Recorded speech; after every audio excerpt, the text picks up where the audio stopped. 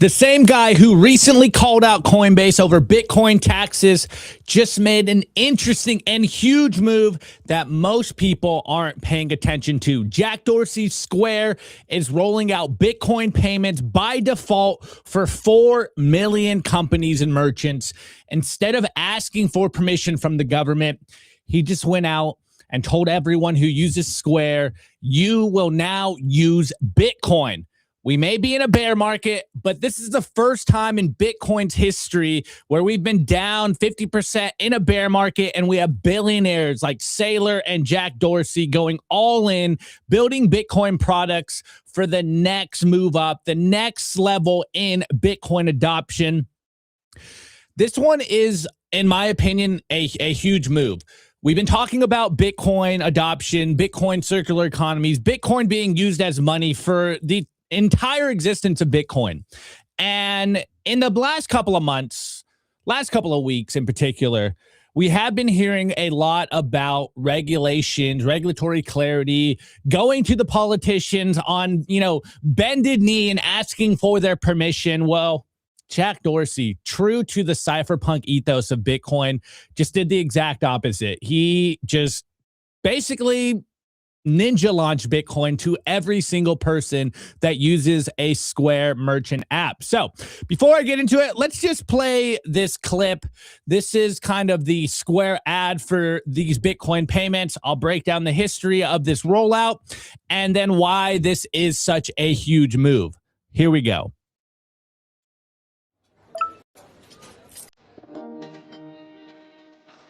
Bitcoin can help diversify how you spend, save, and invest in your business, especially when every swipe of a credit card eats away at your bottom line. Let's say you run a local grocery chain. Most purchases are small, like a bag of produce or a gallon of milk, so credit card fees start to add up fast. With Square, you can now accept Bitcoin with zero payment processing fees, no chargebacks, and near instant access to funds. And you choose how money settles into your account, whether in USD or Bitcoin, instantly and right from your Square dashboard.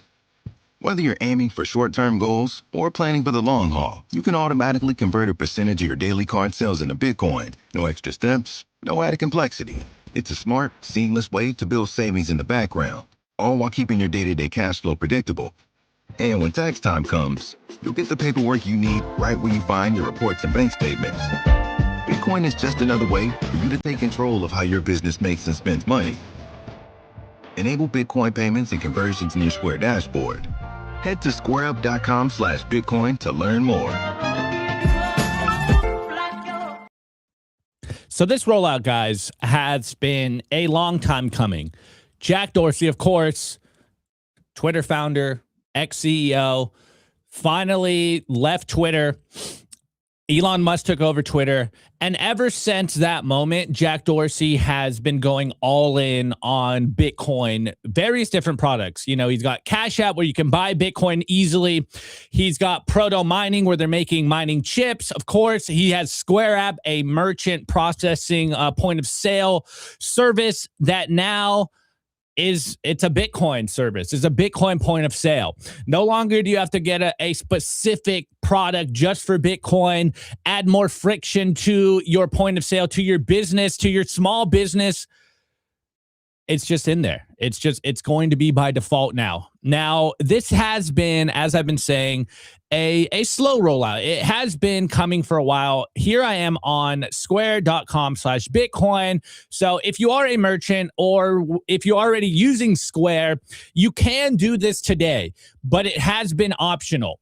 And I think that's the big difference here, where you had to opt into this offer. You had to opt in to use Bitcoin. And we all know for most people, it's just easier to use a credit card. It's easier to use cash. I mean, a lot of people don't even use cash anymore.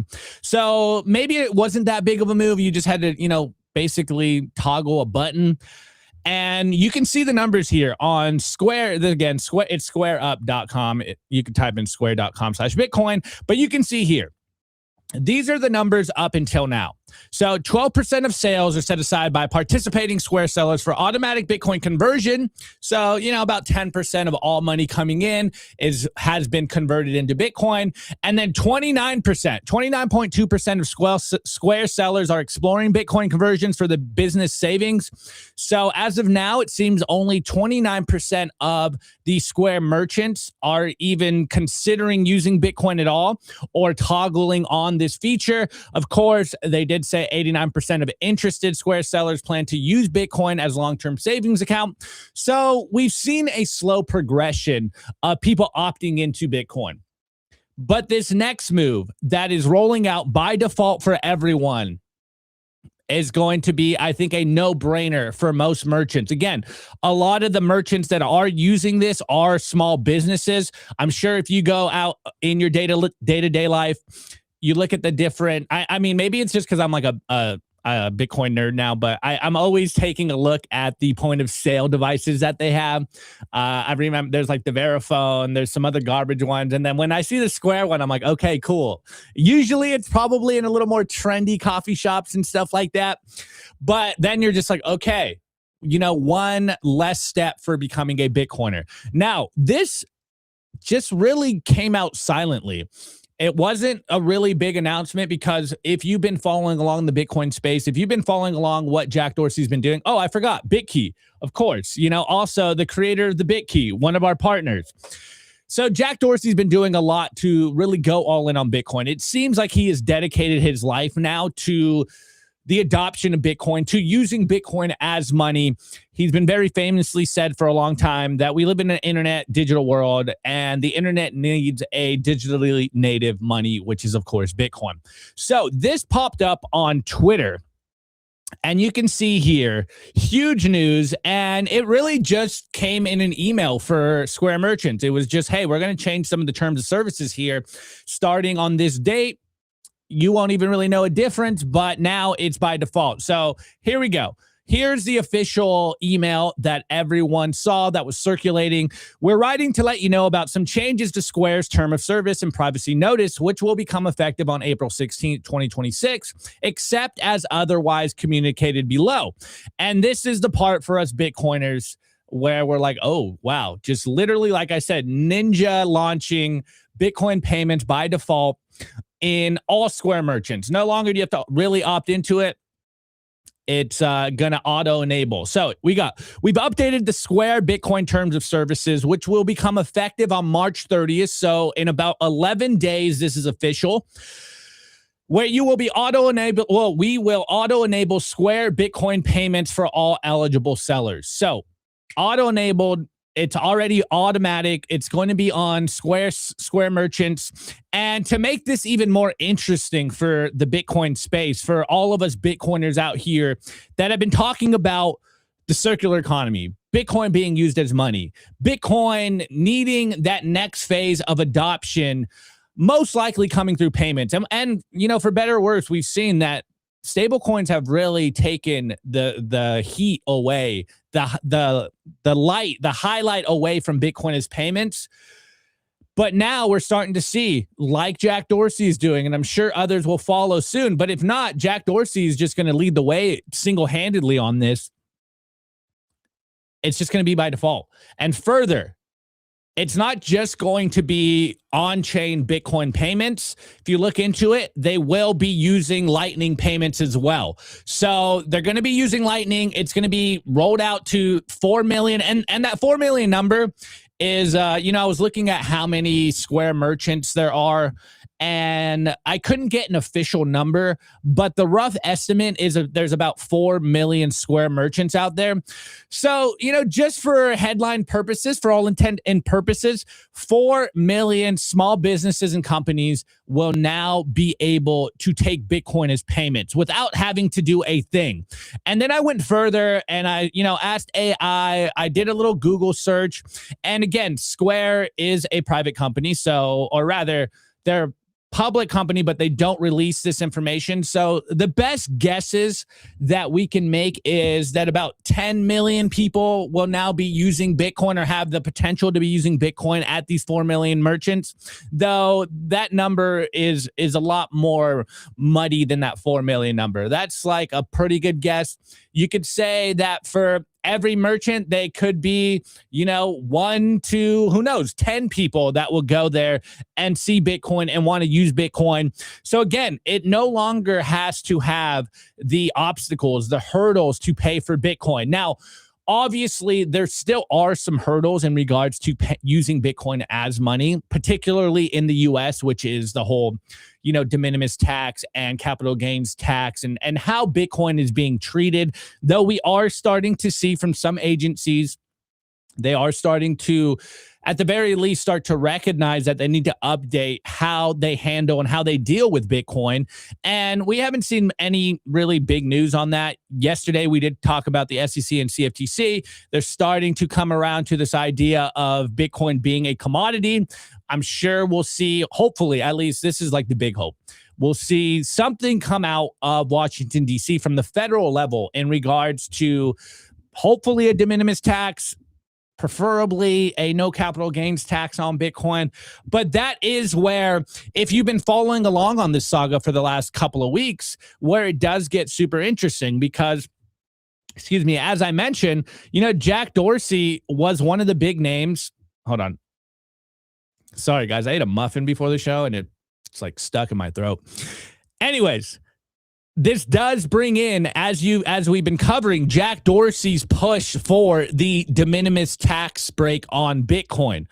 Obviously, there's a lot of sound bites, there's a lot of quotes of Jack Dorsey, not only saying Bitcoin is money, but that he thinks the biggest thing that us Bitcoiners need to be doing is ushering Bitcoin in as a payment vehicle, using Bitcoin as money.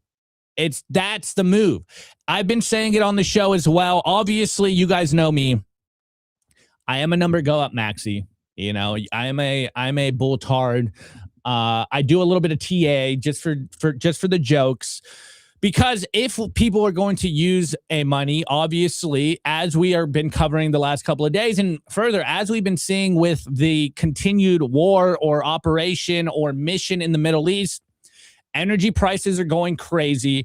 I'm not going to cover what's going on in the oil. I might do that tomorrow. I really wanted to do a good job, so I might cover that tomorrow for you guys. But the short of it is, with this war going on in the Middle East, with the new escalation of this energy war going on, the attack on oil infrastructure in the Middle East, we are starting to see oil go skyrocket. There's a huge difference between oil being priced in the US and oil being priced across the globe. And a lot of people, if you've been reading the headlines, the corporate press, they have been using this idea that, inflation caused because of this oil chaos going on. You're starting to see that inflation is becoming one of the hot terms right now. Obviously, I believe that inflation is caused by them expanding the money supply, but that also adds into the war in the Middle East. I don't know if you guys saw yesterday, but apparently the Pentagon is asking for $200 billion to continue the war. So where does that money come from? It comes out of thin air. They're literally going to print the money, which is why I'm always, at least for now, saying, hey, the best thing that we need for people is for number to go up, is for a store of value that doesn't get debased, because you need people to start saving in it, realizing that there is a use case for it. But once enough people have savings in Bitcoin, the next step, as Jack Dorsey's been saying, is people need to use it. You want to use your Bitcoin as money. Obviously, when it comes to money, there's usually this idea that there's three phases of money. There's the store of value, there's the medium of exchange, and then finally the unit of account of Bitcoin or of money. In Bitcoin, this all kind of happens at the same time. Number goes up, you use it as a storing vehicle, and then you probably will use it to buy some things just because it's so cool, it's so new, it's so novel. It might not even be big things. You might just be doodling on a Lightning forum where it's a graffiti forum like we were doing a long time ago. And then eventually everything is priced in Bitcoin. But with this move from Jack Dorsey, obviously it still needs to be adopted in terms of psychology.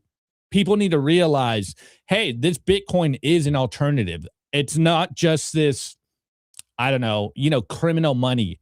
It's being used every day. And I know we've been talking about recently that Sailor Stretch product seems to have found the iPhone moment in regards to digital credit and the amount of capital that's flowing into it. But we have another billionaire, Jack Dorsey, that is doing something very similar. He just launched Bitcoin to every single person that uses Square. And he's been talking about this for a while now. This idea of, hey, the cypherpunk ethos. We don't have to ask for permission. Just do it. Just make it happen, and people will start using Bitcoin. Now, in that same term, in that same mimetic of the iPhone moment for Bitcoin, in terms of the stretch digital credit, store of value thesis, the real iPhone moment for Bitcoin being used as money is, I'm not saying this is it, but this is exactly how it happens, where you minimize the friction. You literally eliminate all of the friction so that people can use Bitcoin in their everyday life. Now, if this does catch on, if essentially now that it's auto-enabled, every single one of us goes to whatever, our favorite coffee shop or wherever they're using a Square merchant near you, and you can check on Cash App. It does tell you where all the Square merchants are around you. It does also tell you where Bitcoin is being accepted around you. But this is really a community effort, in my opinion. Yes, it took Jack Dorsey to come out here and turn Square, a payments company, into a Bitcoin company. Now, literally every Jack Dorsey company is a Bitcoin company. He's got BitKey, a hardware wallet. He's got Proto, which is making ASIC chips. He's got Cash App, which sells you Bitcoin. It custodies your Bitcoin. I mean, obviously, you most likely want to get that Bitcoin off Cash App into your BitKey, but, minimizing friction, again, that's the idea. And now Square. Jack Dorsey has been saying this for a long time. He's like, Square is going to become a Bitcoin company. And he just silently launched it in an email. Hey, we're just going to change our terms of services. Every single one of you guys can now basically accept Bitcoin without doing anything. If all of us go out there and when we see someone have a Square merchant, instead of having to fumble through, hey, Bitcoin accepted here, and you talk to just some waiter at the company, and you're the only person to have ever used Bitcoin there. And then they got to go to the general manager, and he pulls out the Bitcoin wallet, and he's like, I don't even know how to use this. My boss said he's a Bitcoin guy, so now we accept it, but no one's actually asked for this. If it's this simple where, instead of just being like, hey, I'm paying with cash or credit card, you just click the Bitcoin button, or you say, hey, can I pay in Bitcoin? They press the button. It's on their point of sale service. You pay in Lightning. It's done. It's over with.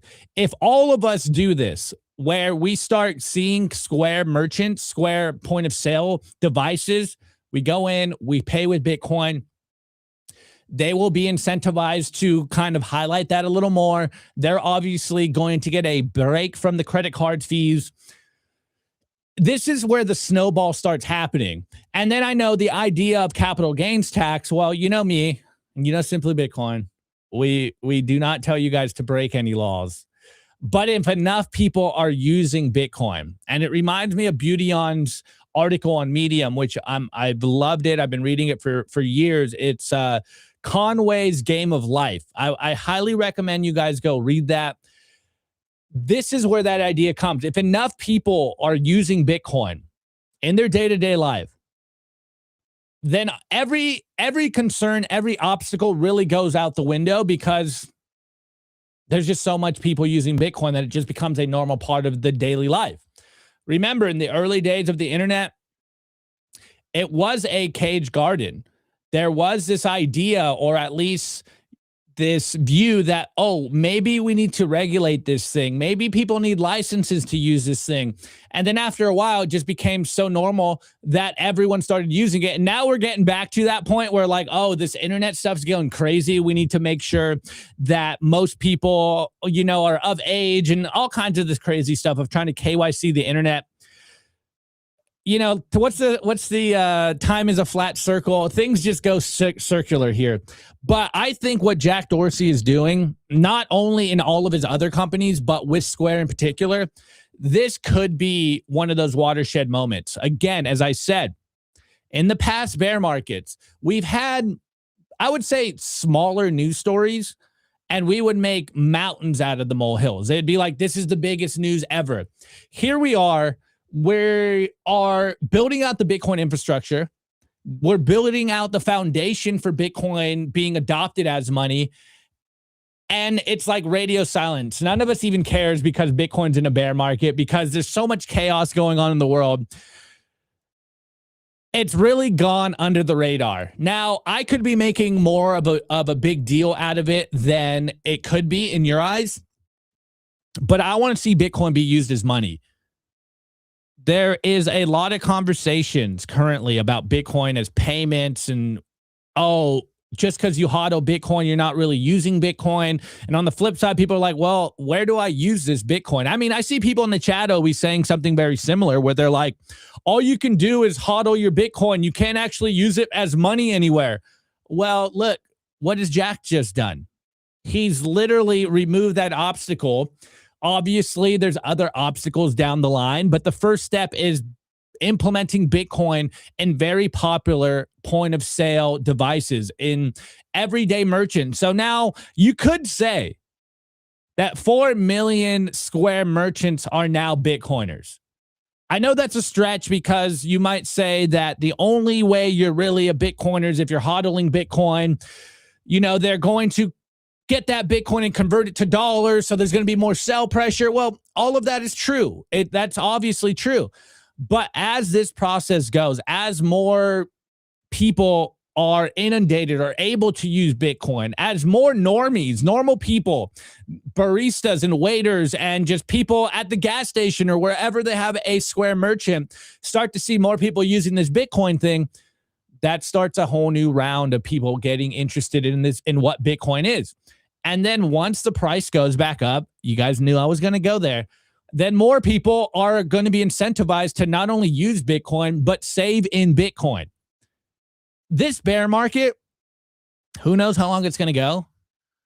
But I think we've seen so much infrastructure, so much just ground level, grassroots adoption of Bitcoin that it's literally becoming a part of every single one of our lives without them noticing. And remember what we've been saying in Bitcoin for a long time, that most people aren't going to adopt Bitcoin necessarily like we did. They're not going to spend 40 hours per week or, hundreds and thousands of hours grokking Bitcoin, understanding what Bitcoin is as tech. It's just going to be used in their apps without them actually knowing that it's being used. This is a little more obvious. This is a little more direct that, yeah, you will have to be direct. Hey, I want to pay in Bitcoin. But now they don't really have to think about it too much. They just accept it. It is what it is. It's being used as money. It's a beautiful, beautiful day. Obviously, we still got a couple of days until this rolls out completely. But this is a double win. Not just that 4 million Square merchants can use Bitcoin, but that they're also going to be using Lightning. If you haven't been following along on the Lightning Network, it's grown exponentially. Literally millions of dollars are settled in single transactions now. It's really been set up to be the layer 2 function of Bitcoin. It always goes back to that Hal Finney quote. I quote it all the time, that Bitcoin transactions in the future will be as rare as they are today. And by that, he means that the base layer, the on-chain layer, is where mega institutions, the banks, the central banks, the huge hedge funds basically settle millions, if not billions of dollars in transactions. Hence why the whole idea, Bitcoin's too slow. It only does 6 transactions per second or what. I forget what the metric is of the FUD. But you can see layer 2 is where you will start to see Bitcoin compete with the Visas and the MasterCards of the world. That's usually what people say in terms of fiat currencies, in terms of using my credit card over Bitcoin. It's like, it's too slow. Who wants to wait 10 minutes to settle a transaction? Well, that's the beauty of it. If you're using Lightning, it's settled instantly. If you need to move billions of dollars, 10-minute settlement time is still faster than 3 or whatever the banks is, like, 7 days now? Further, you can send money across the world without an intermediary, without a third party in the middle. Yes, you could say this is a third party in the middle. I get it, but hey, again, maybe this is my broken record right now. Baby steps. And I think what Jack is doing with Block, which is the mother company of Square, BitKey, Cash App, Proto, all the different Bitcoin companies now, it's truly a blueprint for every single one of us here. This idea of, like, you create a company, solves your own need. It doesn't necessarily need to be a Bitcoin company in the sense of, hey, I sell you things for Bitcoin, or I'm an exchange, or I'm a YouTube show that just talks about Bitcoin. It's literally like, hey, this is a use case that anyone can plug into it, and it's going to be using Bitcoin rails on top of it. It's truly a huge move. I know right now, in the face of this bear market, 50% down, it's like, okay, cool. I want to see the price go up. Like, win 150K, Opti. I don't know, bro. Your guess is as best as mine. But we now have the infrastructure to easily plug into Bitcoin. You can't tell me this might be the most bullish bear market we've seen in years, because of all the products, because of, and for better or worse, the ETFs rolling out, Jack Dorsey launching Bitcoin payments on Square. It's all being built out right now for Bitcoin to be the money of the 21st century. It's happening slowly, but nonetheless, it's happening. I saw a good tweet earlier today, and it said something on the lines of, when you look back in time and you look back at this moment in Bitcoin's history, or rather, if you fast forward 100 years and you look back at this current era of Bitcoin, of how Bitcoin went from 0 to 100K or $1 million, or from literally being created to the first 15 years, it's going to look like Bitcoin was adopted at lightning speed, pun not intended. It's going to look like this happened in the blink of an eye, that Bitcoin went from nothing to the world reserve currency, or the money of the future, whichever. World reserve currency might take a little longer. So from 0 to everyone using Bitcoin as money, it's going to look in the history books like it happened super fast. But in the moment, the day-to-day life, our day-to-day existence of living through this process, it feels like it takes forever. A week ago, you're like, man, can something happen? Here we are a week later, you're like, man, nothing ever happens except for, I guess people can now use Bitcoin as payments. I think we are truly living through, as we've been saying for a long time, the hyper-Bitcoinization of Bitcoin. And these are the moments that will prove, I think, in the future, like, oh, these were the defining moments, whether it's the ETF, the Genesis block. Even though, I'm not the biggest ETF fan, period, but the Stretch product from Saylor, Jack Dorsey launching Bitcoin payments to 4 million people. Like, these stories aren't Lightning Network settling $1 million transaction in seconds. Like, these are those milestones that when we look back, we're going to be like, it was so obvious. Obviously, it's obvious to us because we are already living in the future. We already know where this is going. But for most people besides us, they're still asleep at the wheel. There's so many distractions right now. And I think once the price does turn around and we are able to really quantify the amount of adoption and infrastructure that was built in this bear market, or rather even last year, it's like people are going to instantly plug into Bitcoin, and it's going to do exactly what we thought it was going to do. So huge kudos to Jack Dorsey, the whole Block team, Square team, etc. And just one last thing before I go on. Let's not forget, That block holds about 8,000. No, they hold 8,883 Bitcoin. So not only are they creating the product so that Bitcoin is easier for you to use in your daily life, but they're holding, at least right now, it's like what, I don't know, $600 to $800 million in Bitcoin. So, roughly around $500 million in Bitcoin.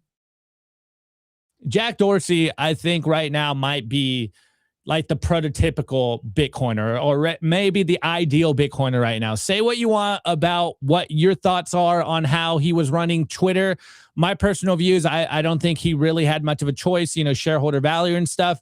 But it really does seem like this is Jack Dorsey's redemption arc, where he's going all in on Bitcoin, doing everything he can by himself so that Bitcoin is used as money.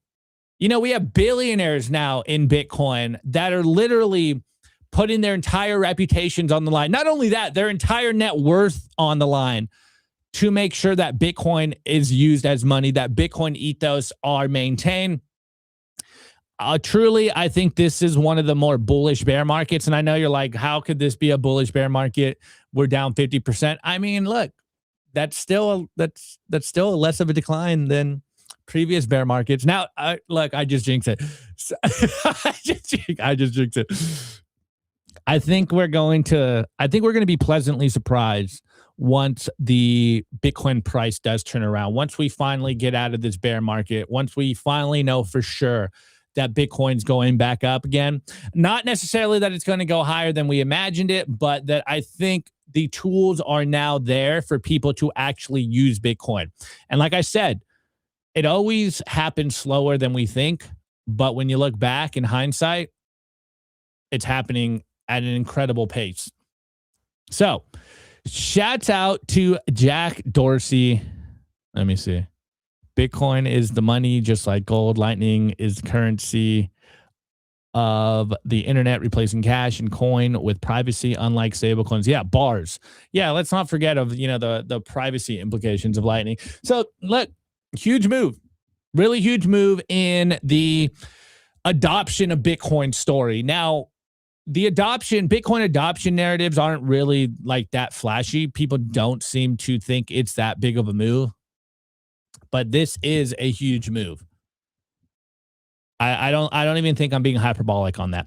Anyways, moving forward. All right. And the numbers, I saw a really cool clip from Jack Mallers at PubKey. And I think maybe the theme of this show today is Bitcoin entrepreneurs and how you are a Bitcoin entrepreneur. Maybe right now you have a normal job, but one day you're going to do something. You're going to take the leap, and you will also create a Bitcoin product, a Bitcoin company. Whether that's in Bitcoin or not, you are a Bitcoin entrepreneur if you're a Bitcoiner today. And the opportunities, I think, are super endless. And then going forward, I got a couple of updates coming from the traditional financial system out of Europe. It's I can't really say how I really want to frame it, but let's just say it's idiotic, okay? That's going to be today's show. I'll be right back after our first commercial break. Today's episode is brought to you by Bitcoin Well Infinite. If you're a serious Bitcoin buyer, you've probably hit the same wall. Most platforms make you give up custody just to play by the rules. Bitcoin Well Infinite fixes that. They're North America's only publicly traded, non-custodial OTC desk listed on the TSX Venture Exchange, which means transparent operations and zero counterparty risk. You buy Bitcoin, you take immediate control, period. For trades over $50,000, you get a dedicated executive Bitcoin advisor, competitive spread starting at 1%, and immediate delivery straight to your own wallet. No custody risk, no withdrawal fees, just institutional grade execution with full asset control. If you want to buy Bitcoin the right way, book a free consultation at bitcoinwell.com/OTC or email infinite@bitcoinwell.com. I want to give a shout out to our partner, StampSeed. Is your Bitcoin in cold storage really secure? Are your seed phrases really secure? StampSeed's do-it-yourself kit has everything you'll need for you to hammer your seed words into commercial grade titanium plates instead of just writing them down on paper. Paper is fragile. Titanium plates are strong. Your words are actually stamped into the titanium plate with this hammer and these letter stamping tools. Once the words are in, they aren't going anywhere. No risk of the plate breaking apart and pieces falling everywhere. Titanium stamp seeds will survive nearly triple the heat produced by a house fire. They're also crush-proof, waterproof, non-corrosive, and time-proof. And now you can customize your titanium seed plates. You can upload your design or logo and they will laser engrave it on the back of your seed plate, the opposite side of where the words are. Stamp your seed on StampSeed and use promo code SIMPLY to get 15% off anything on the stampseed.com store. Let's go. Hold on. Before I read you the numbers, shouts out to DCN Chris Lincoln. He says, I own a coffee shop and use Square. Let's go. Legend. And they should also provide the little signs that tell folks we accept Bitcoin. Hey, man, get in touch with Square. Maybe they'll do that for you. I actually, weren't they doing that? I think they were doing that for a little bit. But what do I know? What do I know exactly? Maybe I'm misremembering. Anyways, the current Bitcoin price is $69,360. That is a 45% discount from all-time high. And guys, it hurts me. Why does it hurt me? We are currently at $1.39 trillion market cap. Oh man, dude, I swear every time I see the 1.3, it's almost as bad as when you wake up and look at the Bitcoin price and it's down. Anyways, the current block height is 941,320. Dude, I swear that 1.3, it always gets me. Anyways, I saw a clip on PubKey's Twitter account. I don't know if you guys saw, but Jack Mallers, the other Jack. Yeah, we're doing, actually, the theme of today is just Jacks. We're just talking about Jacks today. He was at PubKey talking about stuff. There was another funny clip where he's talking about the creator of Bit License. I really like that clip and him talking about his logo. If you turn it a certain way. Anyways. I saw this clip. And not only is it kind of like emotional for a lot of people, in particular for Jack Mallers here, but I could almost say something like this is exactly what happened to me, and that Bitcoin completely changed my life. And that's one of the reasons why I love doing what I do here. Yes, it's still a job. Yes, I got to deal with you guys, criticizing me every day, giving me all the hate so I could turn it back into love, into optimism. But Bitcoin has fundamentally changed my life. Full stop. Everything about my life is different. And I think one of the things that we initially wanted to do with Bitcoin, and I always with Simply Bitcoin, and I always kind of come back to this idea, is that if Bitcoin can do this for me, if it can do this for Nico, for Rustin, for every one of the people at Simply Bitcoin, then it could do it for you.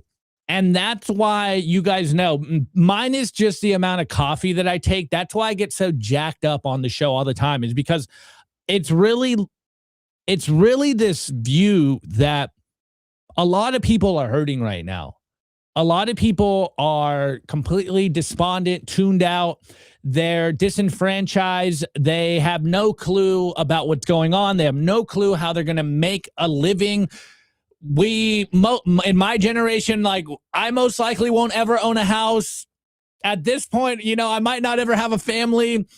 I'm just like a wage cuck. All I can do is just stack Bitcoin, save in Bitcoin, and it's that hope. It's that idea of hope.com. Bitcoin is hope.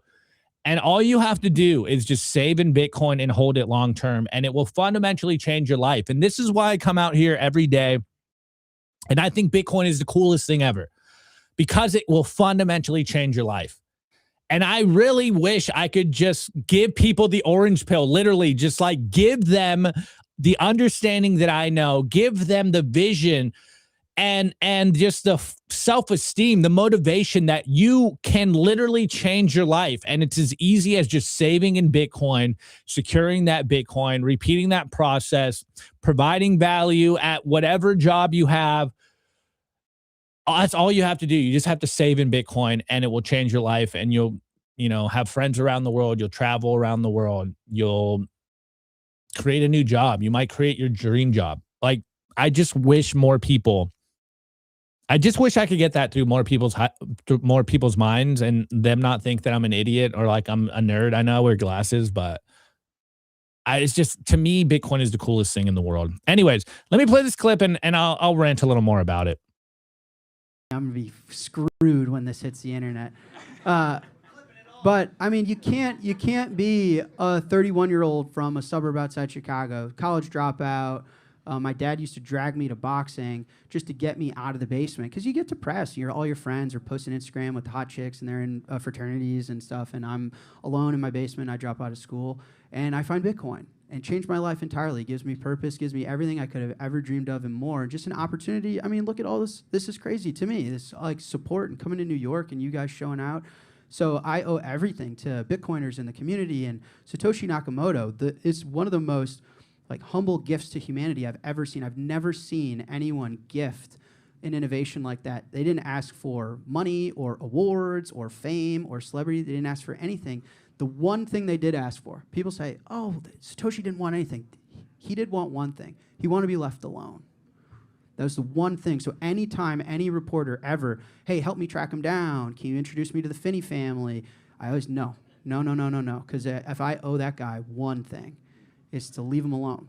And so I spend almost no time trying to interpret what he meant 15 years ago. Who fucking cares? It doesn't matter. That's the whole point. I think if Satoshi was here today, he would have an opinion, but he would render it effectively worthless, because it doesn't matter. Strike's not his company. It's my company. And if he had a problem with it, he should start his own company and be a competitor.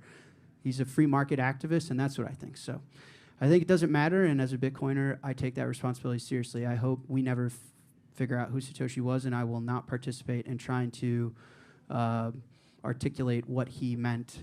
It's not my place. Let's go.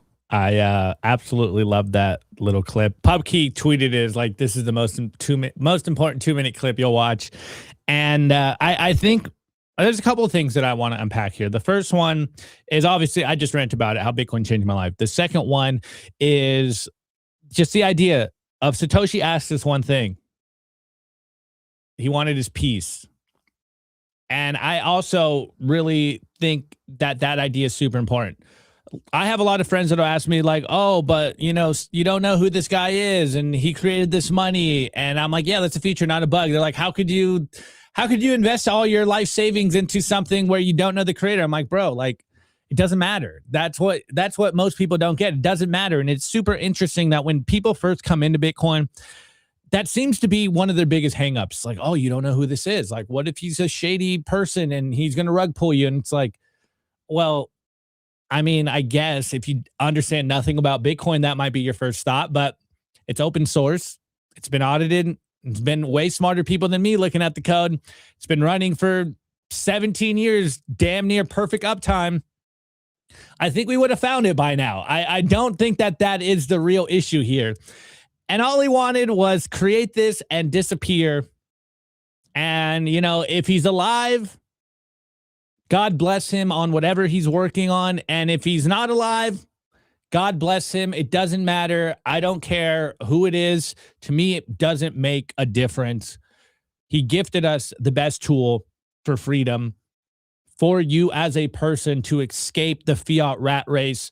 And all we really got to do is just respect that wish of keeping him anonymous. Now, the last thing that I think is very subtle, but I think of this constantly for what we do in our own right, where he's like, look, we are free market activists.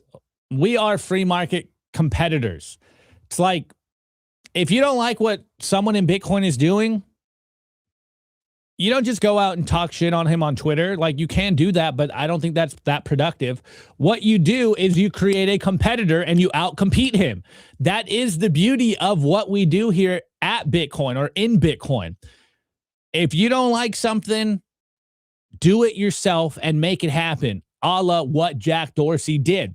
The comparison between Jack Dorsey's Cash App or BitKey or Square compared to what maybe Brian Armstrong is doing at Coinbase, this whole spat over the de minimis tax and using Bitcoin as money and whether it is money or whether you should just hold it on an exchange.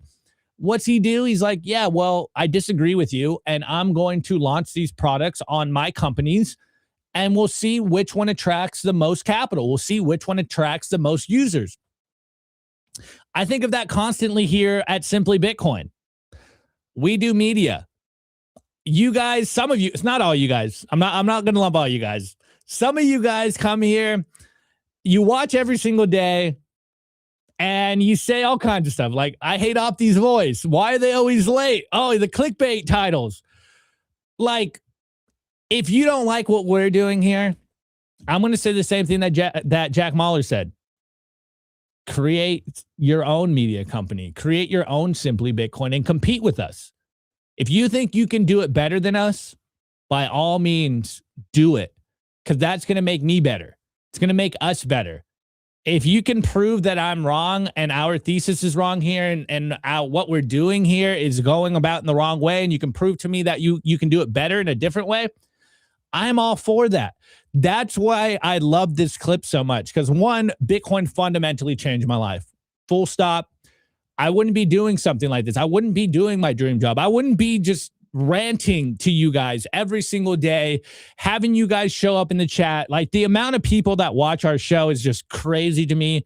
It just feels like I'm literally talking into a camera in a room, either with myself or with my buddy. It's just us like shooting the shit.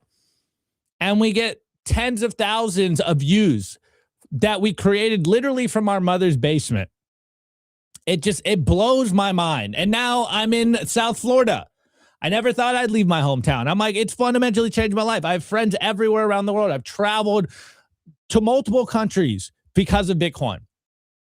It's truly incredible to me.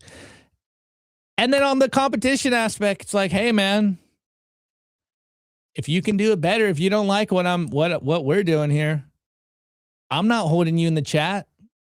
I take the feedback. I take the criticism. I try to make it better. I know sometimes I'm a little slow on, implementing some of these things. I know I'm hard-headed, but that's what I love about this. It's so much fun, and it's truly such a paradigm shifting view of the world. One, you don't have to ask permission. Just go out and do it. Just Nike this. Just go do it. Put in the work, proof of work. If it's good, people will tell you. If it's bad, people will tell you. To me, it's just such a beautiful symbiotic relationship. The incentives are so awesome in Bitcoin. Just buy Bitcoin, store Bitcoin, save Bitcoin over a certain amount of time.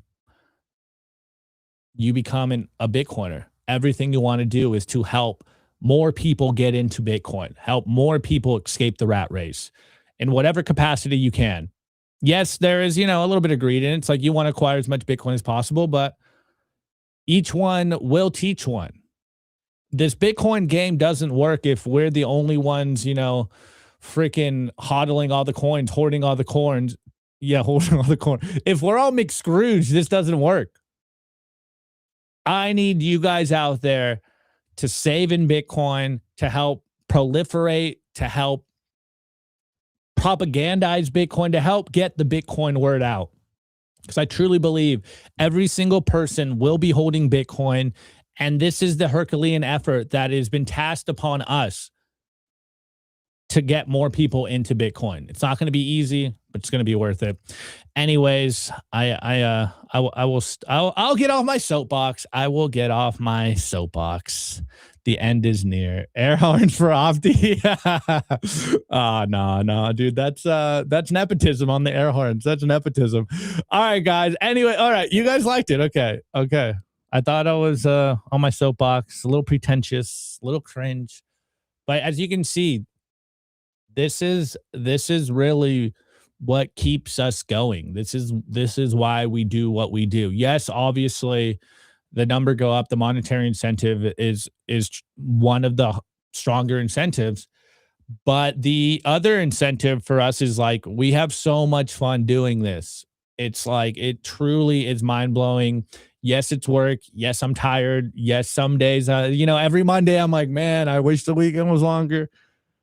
But it is truly rewarding, and it's truly just insane to me that I am a part of your guys' lives, that I just come out here and lose my shit. I drink 4 coffees a day. I go crazy on different news. I highlight different stuff. I have a lot of fun. I joke. And you guys think that what we're doing is valuable. And to me, that means the world. I will continue to do this for as long as I can before I get burnt out, before you guys leave us. And I'm telling you, it's going to get better. We will continue to improve this. Everything will get better.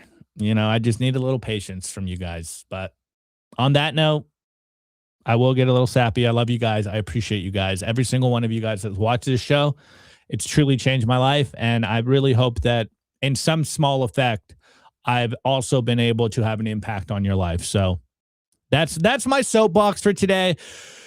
Let's get into the news. There's some interesting stuff coming out of Europe. Like, really, we're not even surprised at this point. They've been heading down the wrong path for a long time. And we got some more stuff. We got some more stuff of them going the wrong way. So I'll be right back.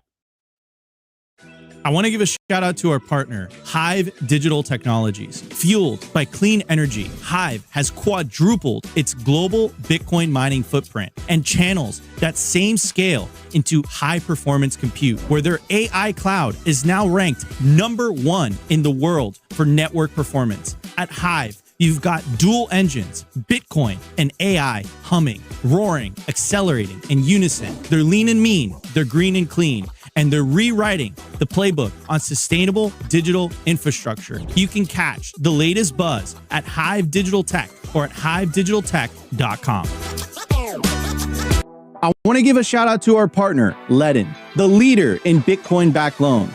Ledn lets you unlock the liquidity in your Bitcoin without ever having to sell it. Since 2018, they've issued over $10 billion in loans to more than 10,000 customers worldwide. I love these guys, and not only do I have an account with them, I also have a loan. And here's what really sets them apart. There are no monthly payments, and you can pay back the loan at any time. Once you send your Bitcoin as collateral, you can have cash in your account within 24 hours. Ledn has over 1,000 5-star customer reviews, and they've never lost a single dollar or single sat of customer funds. So if you want to tap into the wealth of your Bitcoin without having to sell it, head over to learn.ledn.io/simply today, and you'll get 0.25% off your first loan.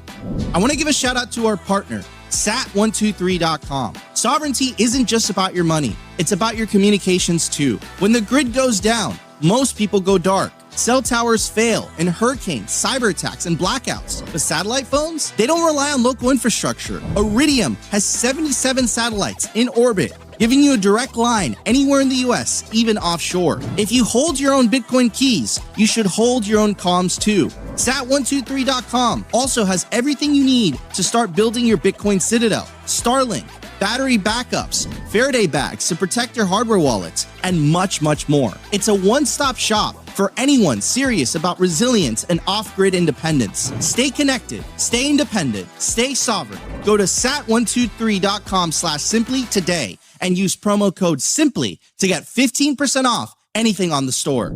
I want to give a shout out to our partner, BitKey. If you already self-custody your Bitcoin, you know the deal with hardware wallets by now. Complex setups, clumsy interfaces, and a seed phrase that can be lost, stolen, or forgotten. BitKey fixes that. BitKey is a multi-sig hardware wallet built by the team behind Square and Cash App. It packs a cryptographic recovery system and built-in inheritance feature into an intuitive, easy-to-use wallet with no seed phrase to sweat over. It's simple, secure, self-custody without the stress. Time named BitKey one of the best inventions of 2024. Get 20% off at bitkey.world. That's BITKEY.world with the code SIMPLY.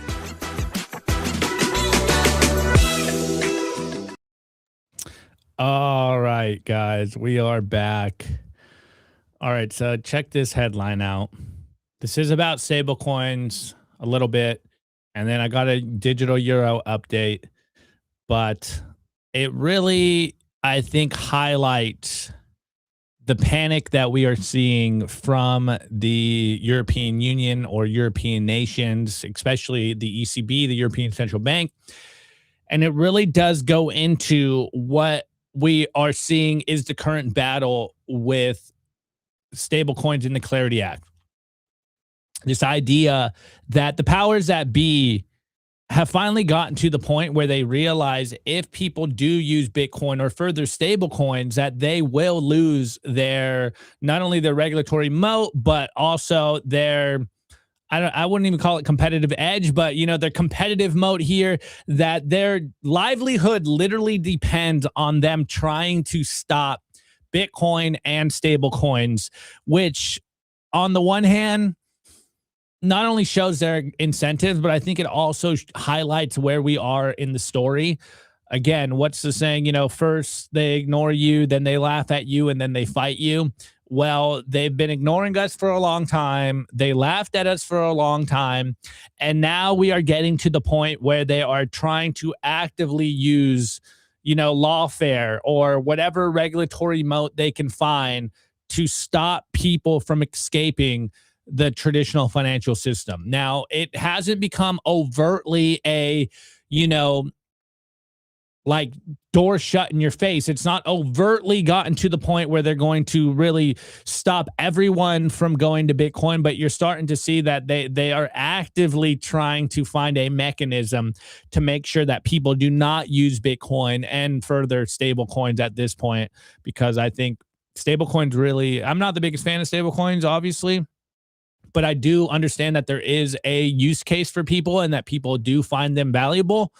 It is, in my opinion, it's pretty much, you know, a digital dollar, but people need that kind of step to Bitcoin. And we're seeing that the banks are not, they're absolutely terrified of this. So here is the headline going around, and it is: the Bank of England to ban self-hosted stablecoins as lords focus on holding limits. Breaking this down a little bit, the UK will prohibit individuals from holding stablecoins outside the regulated financial system. Speaking at the House of Lords committee hearing on systemic stablecoins, Bank of England Deputy Governor Sarah Breeden confirmed that self-hosted wallets will not be permitted under the UK stablecoin regime. The ban would apply across all stablecoins, not only those designated as systemic. Quote, there is this concept of unhosted wallets where you haven't got a wallet provider who is a regulated entity ensuring the AML KYC criteria are complied with. Unhosted wallets will not be permissible in the UK. They are permissible in the US regime. So the headline, it seems like they're saying self-hosted stablecoin wallets. But from this quote in particular, it sounds like they're saying that you won't be able to custody your own anything at this point. They're like, no, it's got to be fully regulated. It's got to be, you know, within the system, which within our, you know, golden gate here. It's like, whoa, okay. Obviously, I think it's showing their incentive. It's showing their fears. It's showing the true power that you have in custodying your Bitcoin, or I guess at this point, your stable coin, which to me just like makes no sense. Anyways, it goes further. Self-hosted wallets allow individuals, of course, to hold assets directly without using an intermediary.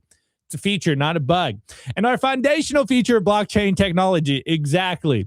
The prohibition is significant. The committee did not linger on the point that a government would prohibit individuals from holding stablecoins outside the financial system passed without debate. The hearing's energy was reserved for a different question, one with no current practical effort. Systemic stablecoin rules would not affect current stablecoin usage at all. They are designed for a future in which a stablecoin becomes widely used in everyday payments, not for existing crypto transactions. The Bank of England has proposed limits of 20,000 euros for individuals and 10 million euros for businesses, and has received extensive pushback from the industry. So not only don't they want you to custody your own Bitcoin or stablecoin, but they're trying to implement holding limits on your stable coins. It's literally like a slap in the face. Hey, one, you can't hold your own money. And two, you can't hold more of this money than we allow you to hold this money because of systemic failures in the traditional fiat system, because we won't have enough power over you if you are able to custody your own money. It really, like, you see stuff like this, and it really highlights the power of custodying your Bitcoin, of taking your money back, opting out of the system. And I know this headline is really in regards to stablecoins, but the point remains the same. This is why we believe that taking Bitcoin under your own control, not your keys, not your Bitcoin, is the most powerful thing you can be doing. And yes, it doesn't seem that revolutionary, but holding your own money is the revolutionary action.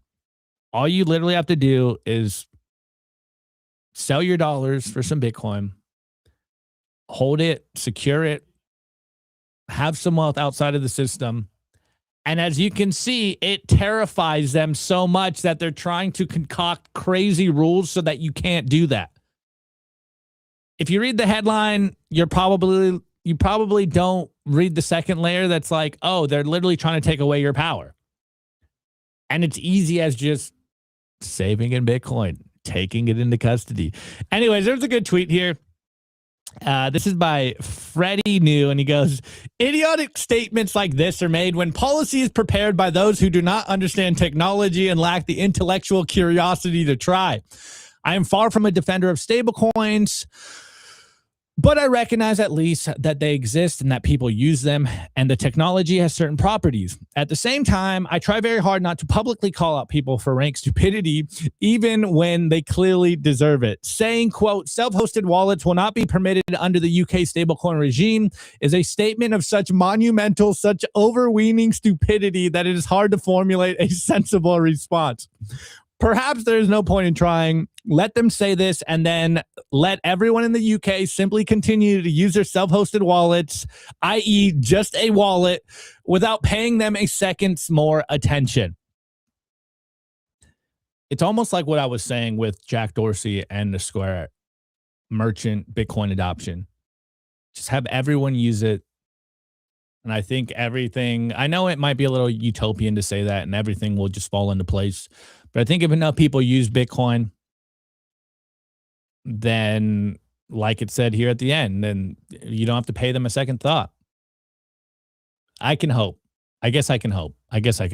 Anyways, moving forward a little bit. Another European institution. This isn't just, the Bank of England now. We have the European Central Bank. And here we go from the rage. It goes, the European Central Bank is calling for industry experts to consult on technical rules for the digital euro. The initiative will report to the, quote, Digital Euro Rulebook Development Group. Sorry, I was checking if it's up.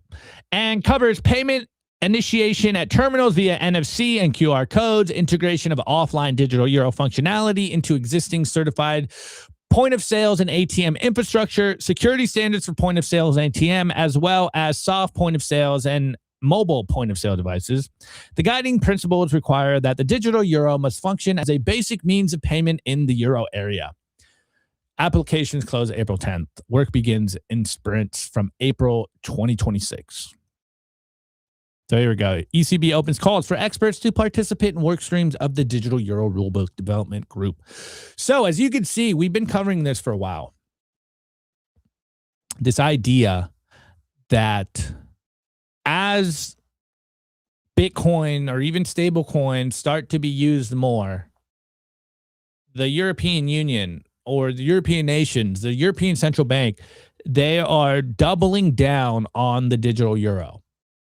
And it just goes to show you that they wouldn't be doing any of this if Bitcoin wasn't winning. And I know it doesn't feel like Bitcoin is winning right now, but they would have been okay with how payments was if Bitcoin didn't come out and actually catch a lot of ground, if it didn't actually get a lot of attention, if it didn't actually attract a lot of capital. They wouldn't be doing this. They would have been okay with the 70-year-old infrastructure payment rails that we've currently been using, and they would have been just like, hey, deal with it, bro. Not like create something better like we're seeing them fight now. That are just like, it is what it is. This is how money works. This is how it's always worked. Who are you to judge how the money system works? Well, luckily for us, Satoshi Nakamoto just created a better system. But I think when you highlight these two articles together, these two kind of almost differing news stories, it really just goes to show you that they are actually, one, terrified, and two, they know the stakes at hand. And I've been saying this for a while. We can't just lean on the idea that the people in power are stupid, that they don't know what's going on, that, they're boomers, they're old, they don't understand this technology. I've been saying for years now, I fully believe they may not understand Bitcoin like we understand it, but they totally understand what is at stake. And this is why they're pushing not only the Digital Euro initiative, this is why they're trying to attack custodying of your, quote, crypto assets or whatever they want to call it. This is why they've tried in the past to make sure that you can't hold Bitcoin in a wallet. This is why they're even coming up with this name of unhosted wallet. Like, they're just making up stuff here because they got to make it palatable for people to basically, fall for the propaganda hook, line, and sinker. Basically tell them, hey, if you have too much money outside of the system, like, why would you want to do that? What are you doing that you need that much money outside of the system? Don't you trust us? We are the trusted intermediaries. We're the legacy institutions that have been doing this for hundreds of years. We're the ones that have driven the world into chaos. But even if we did all that, trust us, guys. We're the ones. We know what we're doing. We've been doing it for so long. Don't worry about the fact that, the world is on the brink of collapse now, that we might be on a global recession or worse, that everything is literally in the modern world declining. Birth rates are declining. It seems like infrastructure is declining. It seems like our society is just getting worse and worse and more chaotic. But guys, we're the legacy institutions.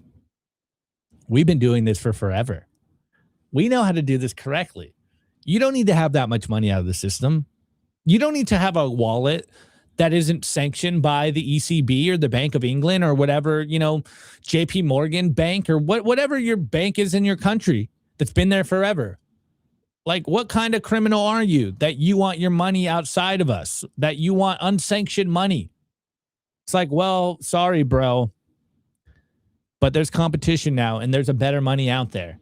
And all it's going to take is enough people saving in it, using it, and it will diminish your role.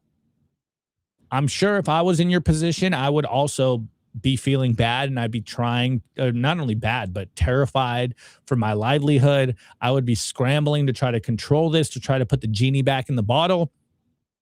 But I'm not. I was never a part of these groups. I don't have legacy names here. I don't have legacy bloodlines here.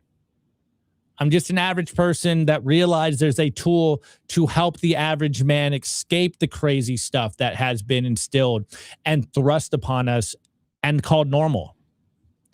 I think there's a new normal now, guys. I think if there's one takeaway, that I'm taking away from the chaos going on in the Middle East right now, it really does seem like we are never going back to the normal world that we knew before.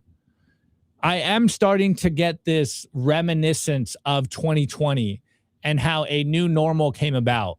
And the world before 2020 was something different. And the irony isn't lost on me that we're in the second half of the 2020s. And now we're getting like a whole new world coming about, and a whole new change of the monetary order, a whole new change of just society's fabric at large. Like, it does feel like the first half of this decade, 2020 to 2025 ish, was marked because of what happened in 2020. Now we're first 3 months of 2026, and we have like a whole new crazy thing going on that is probably going to imprint what the next 5 years are going to be like and how our lives are going to change. It's absolutely insane. And I am just happy, on the one hand, I'm happy I'm a Bitcoiner. I'm happy that I understood Bitcoin, but with that comes the dread of just so many people are going to get caught off on the wrong side of this. I think a lot of people are going to get wrecked, and the numbers are coming in, not just purely of what's happening in the Middle East, but, inflation numbers, housing prices, interest rates, oil costs. I don't think we're going back to a normal world. And this week has been one of those weeks where you see what's going on. You see the escalations going on in the Middle East. You see what's happening to oil prices and oil infrastructure.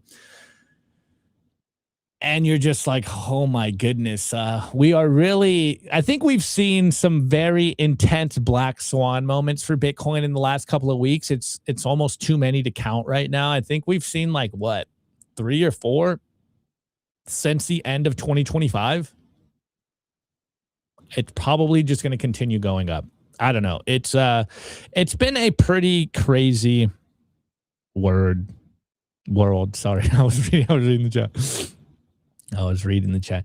Anyways, guys, before I roll out for today's show, I do got to give a huge shout out to our boys over at Bitcoin Magazine. Make sure you go to Bitcoin Las Vegas Bitcoin 2026 in Las Vegas, April 27th through the 29th. It will be at the Venetian. Get your tickets today. Get your passes today. Prices will continue to go up. Does it give me the No, I don't know when the prices are going up again, but let's see. Is it going to tell me? Maybe they're not telling us. I don't know. Just if you want to go, if you even have an inkling of going, make sure you get your tickets because, I know that you guys are going to FOMO at the last moment and you're going to want to go to Vegas. So go to the website's a little strange. It's 2026.b.tc and use the promo code SIMPLY to get 10% off your tickets. All right, guys. On that note, it's the end of the show. Actually, I have one more thing I need to do. One final request. I'm getting cooked in Maxi Madness, guys. I need you guys, dude. I'm getting cooked. Efrat's cooking me right now, boys and girls. I need you guys to create a Twitter account. Go vote for me. I'm getting cooked. Guys, I have no clout. I'm getting cooked. I thought first round was going to be an easy win. Efrat's cooking me. Shouts out to Efrat. But I'm getting cooked on Maxi Madness, guys. I need you guys to go vote. I need you to vote for me. Come vote for me, guys. Dude, I'm getting so cooked. It got worse since I went live. Damn. It's over, bros. It's over. I'm never going to recover from this devastation. Oh, man. All right. Okay. All right, guys. Well, I guess it's true. Dude, it's not about getting past round 2. I just need to get past round 1. We can't be looking ahead. if I can't even make it past the first round, dude.